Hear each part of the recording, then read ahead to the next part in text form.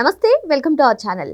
ఆ ఇద్దరు మాజీ ముఖ్యమంత్రులు ఇక ప్రెస్ మీట్లనే నమ్ముకున్నట్ట. మరి గురువుగా తెలంగాణ మాజీ ముఖ్యమంత్రి అయినటువంటి కేసీఆర్ అసెంబ్లీకి వెళ్ళి తన శిష్యుడైనటువంటి జగన్మోహన్ రెడ్డి గారిని కూడా వెళ్ళమని చెప్తారు అనుకుంటే శిష్యుడినే ఫాలో అయ్యారు. కేవలం 2 నిమిషాలే అసెంబ్లీలో ఉండి సంతకం చేసి వచ్చేయడాన్ని ఏ విధంగా చూడాలి తెలుసుకునే ప్రయత్నం చేద్దాం. దీన్ని విశ్లేషించడానికి మనతో పాటుగా ఉన్నారు AP Khammam corporation director అడిసిమెల్లి Srinivas గారు. నమస్తే సార్. నమస్కారం. తెలంగాణ మాజీ ముఖ్యమంత్రి కేసీఆర్ అందరూ కూడా తెలంగాణ ప్రజలందరూ కూడా అసెంబ్లీకి వెళ్ళి జలాలపైన ఆయన ప్రెస్ మీట్లో ఏ విధంగా అయితే మాట్లాడారో అసెంబ్లీలో అంతే గాంభీర్యంగా మాట్లాడతారు అని చెప్పి అందరూ అనుకున్నారు సార్.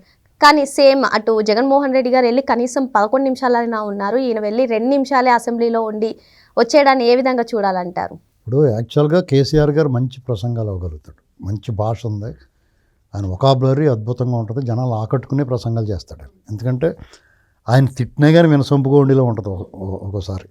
అంటే జనాలందరూ కూడా చానాళ్ళ నుంచి ఆయనకున్న పెద్ద అసెట్ అంటే భాష మీద పట్టు, సబ్జెక్టు, దాన్ని ఎలా చెప్పాలి, ఏ సమూహానికి ఎలా చెప్పాలనేటువంటి పూర్తి అవగాహన ఉన్న వ్యక్తి నాయకుడు కేసీఆర్ గారు. దాంతోపాటు ఆయన సహజంగానే అధికార దర్పం అవన్నీ ఉంటాయి, ఎవరికన్నా సహజంగానే ఉంటాయి కదా, రాజకీయ నాయకులు ఎవరికన్నా ఓ పొజిషన్లో ఉన్న వాళ్ళకి కొంచెం సహజంగానే ఉంటాయి.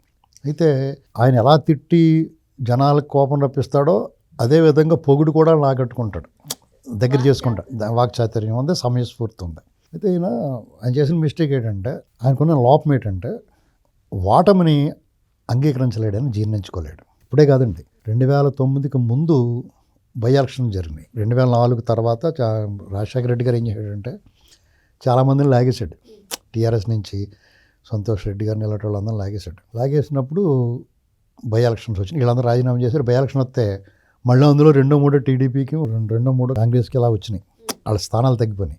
ఆయన కోపం వచ్చింది కేసీఆర్ గారికి, ఎలా చేశారని చెప్పేసి, మోసపోయాం మనం అని చెప్పేసి అలిగాడు జనం మీద. 2009లో అయితే టీడీపీతో పొత్తు పెట్టుకున్నారు. టీడీపీతో పొత్తు పెట్టుకున్న తర్వాత తెలంగాణలో ఉన్న ఇంచుమించుగా చెరుకు 45 పోటీ చేశారు. మిగతా ఏమో ఈ సిపిఎం, సిపిఎల్ అందరికి ఇచ్చారు పొత్తులో భాగంగా. అందులో ఆయన మరీ ఘోరంగా టీడీపీ 45 పోటీ చేస్తే 39 నెగ్గారు. వాళ్ళు 20 కూడా గెలవలేదు, 12 ఎన్నో గెలిచినట్టున్నారు. దాంతో అలిగాడు ఆయన, కోపం వచ్చి బయట రావడం మానేశాడు. సహజంగానే అంటే ప్రజల మీద కొత్త కాదంటున్నారు. ఇప్పుడు ఓటమి వచ్చింది, ఓటమి నేను తేలిగ్గా తీసుకోవాలి. ఎందుకంటే అప్పుడు 2009లో ఓడిపోయిన తర్వాత 14లో మళ్ళీ గెలవలేదు, ఏకంగా ముఖ్యమంత్రి అయిపోయాడు కదా. అది వీళ్ళందరూ కూడా రేవంత్ రెడ్డి గారైనా, కేసీఆర్ గారైనా, ఇంకా చాలామంది నాయకులు తెలుగుదేశం పార్టీ నుంచి వచ్చారు. చంద్రబాబు నాయుడు గారు సాహచర్యం ఉంది వాళ్ళందరికీ. వాళ్ళు ఆయనలో మీకు నచ్చని ఏమైనా వదిలేసినా ఈ ఎగుడు దిగుళ్ళు, జయాపజయాలు ఎలా తీసుకుంటాడు అనేటువంటి చూడాలి. ఆయన 3 సార్లు నెగ్గాడు, 3 సార్లు ఓడిపోయాడు. ఆయన ముఖ్యమంత్రి అయిన తర్వాత 99 ఎలక్షన్ గెలిచాడు. 2004 ఓడిపోయారు. 2009 కూడా వరుసగా రెండోసారి కూడా ఓడిపోయారు ఆయన ఆధ్వర్యంలో పార్టీ. 14లో మళ్ళీ గెలిచారు, 19లో ఓడిపోయారు, 2024లో గెలిచారు. అంటే మీకు ఓటమి అధైర్యాన్ని ఇస్తుంది, ఆశాభంగాన్ని కలిగిస్తుంది, కొంచెం అవమానంగా అనిపిస్తుంది కొన్నాళ్ళు. తర్వాత మళ్ళీ కార్యక్షేత్రంలో దిగాలి, వాళ్ళ శ్రేణులన్నీ సన్నద్ధం చేసుకుని ప్రభుత్వంతో పోరాటాలు, ప్రజల తరపున మాట్లాడాలి. ఇది చేసినప్పుడు ఏమవుద్దంటే తిరిగి మళ్ళీ పుంజుకుంటారు. పార్టీ సంస్థాగతంగా బలంగా ఉన్నప్పుడు పుంజుకుంటుంది పార్టీ. అధికార పక్షం తప్పులు చేస్తే ప్రతిపక్షానికి మళ్ళీ ప్రజలు అవకాశం ఇస్తారు. కానీ తెలుగుదేశం పార్టీకి 2009లో మళ్ళీ ఓటమి ఎదురైంది. రకరకాల కారణాలు ఉన్నాయి దానికి. అయినా సరే వాళ్ళు కృంగిపోల.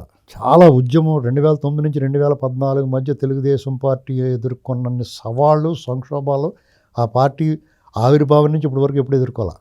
ఒక పక్కన తెలంగాణ ఉద్యమం, ఇంకో పక్కన రాజశేఖర రెడ్డి చనిపోతే జగన్మోహన్ రెడ్డి ఓదార్పు యాత్రలో రెండు వైపులో కూడా డెబాయిట్లు కోల్పోయిన ఉప ఎన్నికల్లో తెలుగుదేశం పార్టీ. అయినా ఎక్కడా కూడా ధైర్యం సడలకుండా ఆ శ్రేణులు, నాయకులు, చంద్రబాబు నాయుడు గారు అందరూ పనిచేశారు. 14లో ఏకంగా ఒక పక్క అధికారం వచ్చింది, ఇంకో పక్క గణనీయమైన ఓట్లు, సీట్లు సాధించారు తెలంగాణలో. అదే మనం ఓడిపోయాం అని అవమానపడి వాళ్ళు బయట రాకుండా ఇంట్లో కూర్చుంటే ఏమవుతుందండి, జనాలు మర్చిపోతారు. మరి ఇంత తెలివైన వాడైనా, మంచి వక్త, సామాజిక స్పృహ ఉన్నవాడు, జనాలు నాడి తెలిసిన వాడైనా, పైగా ఆయన అసలు ఇలాగ అనుకోకలేదు. ఎందుకంటే ఆయన వల్ల సామాన్యుడు ఎవరో కష్టపడలేదు ఆయన పరిపాలన. మరి వాళ్ళు చెప్తున్నారు లేదో తెలియదు వాళ్ళ నాయకులు.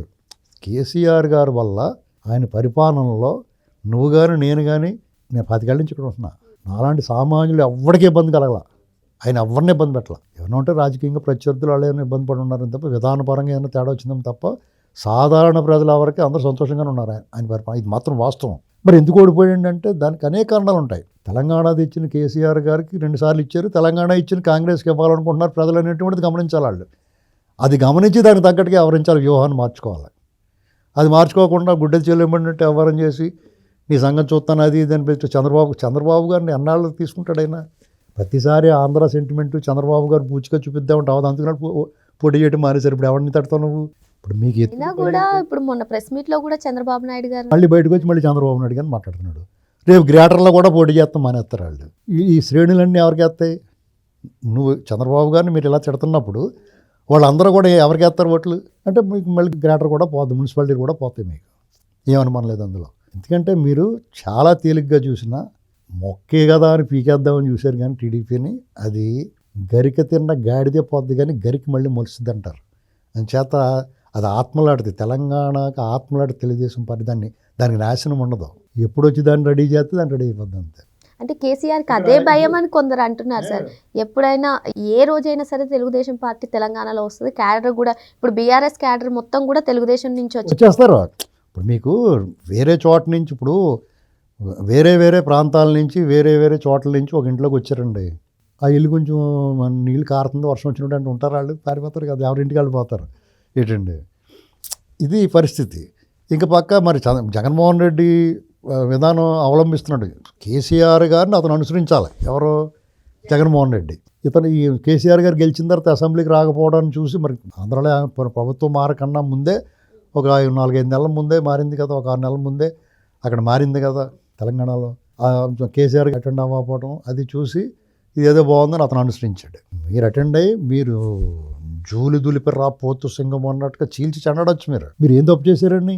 ఇప్పుడున్న కాంగ్రెస్ని విమర్శించడానికి 1,00,000 ఉంటాయి, మీరు అవన్నీ వదిలేశారు. ఊరికే రేవంత్ రెడ్డి గారిని పర్సనల్గా ఓటుకు నోటు దొంగ గట్ట అంటే అది జనాలు యాక్సెప్ట్ చేయాలి. అతన్ని తెలుగుదేశం నుంచి వచ్చిన అత్యర తక్కువ సమయంలో ముఖ్యమంత్రి చేస్తారు జనాలు పట్టుపోవాలి. మీరు జగన్మోహన్ రెడ్డి కూడా అలాగే మాట్లాడుతున్నాడు. జనాలంతా చీకొట్టి తూని అవతల మూసేసిన తర్వాత కూడా అతను సరే మన స్థానం ఇచ్చి చూపించారు, నా ప్రతిపక్ష హోదా ఇస్తేనే వస్తానంటే ఇలాంటి అసంబద్ధమైన చంటిపిల్లల్లో మాట్లాడుతున్నాడు అతను. నీకు ఏ అవకాశం ఇచ్చారో ఆ అవకాశం వచ్చి నీకు అవకాశం ఉన్న చోట నువ్వు యుద్ధం చేయటం మొదలెట్టాలి. నీకున్న ఆయుధాలతోటి నేను యుద్ధం చేయాలి. నా కత్తి ఇవ్వలేదు, కత్తి ఇస్తే నేను నరికేద్దని అనకూడదు.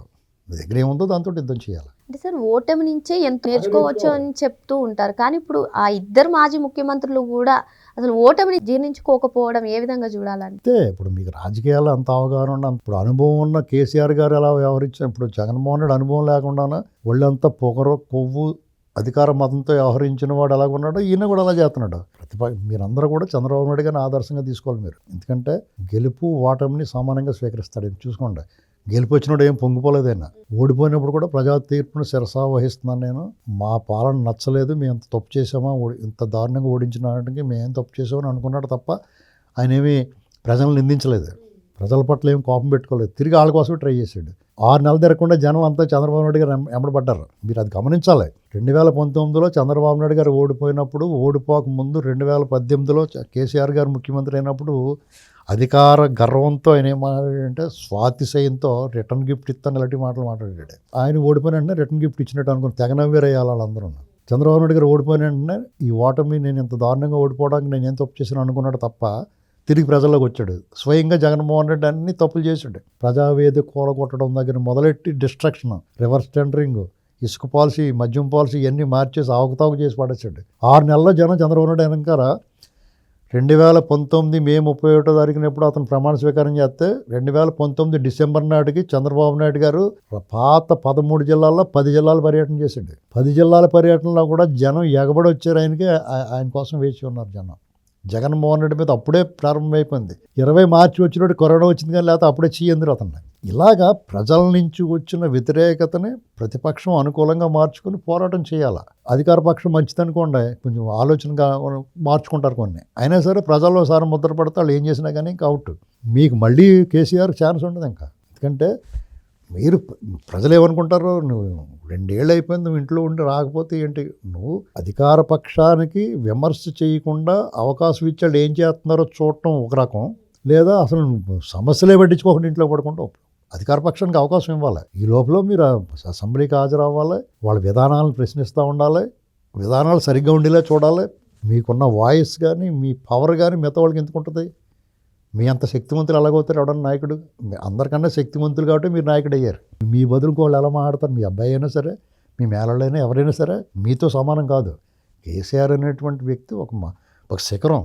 ఆయనకు చూస్తారంటారు అందరూ. కాబట్టి పైగా ఇంట్లో గొడవలు ఇవన్నీ డిస్టర్బింగ్గా ఉన్నాయి. అవన్నీ అధిగమించాలంటే మీరు వచ్చి నిలబడాలి ఫ్రంట్ లైన్లో. అసలు మీరు వచ్చి ఫ్రంట్ లైన్లో నిలబడి ఉంటే ఈ గొడవలన్నీ ఉండవు. జగన్మోహన్ రెడ్డి అంటే ఇంకా అవుట్ ఆఫ్ ఎరీనా. అతను ఆటలోనే ఆటలాట్టుకోండి కాదు, ఆటలోనే లేడు. అతను ఉన్నాడు అనుకుంటున్నాడు కానీ ఆటలోనే జనం అతను ఆటలో లేడని అనుకుంటున్నారు. మీరున్నారు ఇంకా ఆటలో. కానీ గెలుపు అనేటువంటి సాధ్యం కాకపోవచ్చు, కానీ మీకు మళ్ళీ అధికారం అనేటువంటిది అసాధ్యం అని నాకు అనిపిస్తుంది. కాంగ్రెస్ ప్రభుత్వం ఏదో బాగా చేసేస్తుంది, రేవంత్ రెడ్డి గారు అద్భుతం అని చెప్పట్లా నేను. మీరు ఎలాంటి పొరపాట్లు చేస్తే వాళ్ళకే మళ్ళీ ఛాన్స్ ఇస్తారు జనం. ఇది గుర్తుపెట్టుకోవాలి. సార్ ఇప్పుడు ఎలాగో బయటకు వచ్చారు, బయటకు వచ్చినటువంటి కేసీఆర్ గారు అసెంబ్లీకి వచ్చి ఈ విధంగా కంటిన్యూ చేస్తే ఏదైనా ఛాన్స్ ఉండేదంటారా? అసెంబ్లీకి వచ్చినంత మాత్రం అయిపోదు, కానీ మీరు కనపడాలి కదా జనాలకి. అది ఫుల్ టైం పాలిటిక్స్లో టైం పాలిటిక్స్లో లేనప్పుడు ఇప్పుడు కేసీఆర్ గారు ఆధ్వర్యంలో నడిచిన పార్టీకి మద్దతు ఇవ్వటం ఒక రకం. కేసీఆర్ లేకుండా మిగతా వాళ్ళు నడిపించడం ఆయన వెనకాల నుండి చూసుకుంటున్నాడులే అంటే కూడా అవ్వదండి. ఒక్కొక్క వ్యాపారమైనా, వ్యవహారమైనా, రాజకీయమైనా ఒక వ్యక్తి సెంట్రిక్గా ఉంటుంది ప్రాంతీయ పార్టీలో. ఆ వ్యక్తి ఆబ్సెన్స్లో ఆ పార్టీ మీద ఉన్న ఆసక్తి, అభిమానం తగ్గుతాయి జనాలకి. ఇది గుర్తుపెట్టుకోవాలి. మరో అంశంతో మళ్ళీ కలుద్దాం. Thank you sir.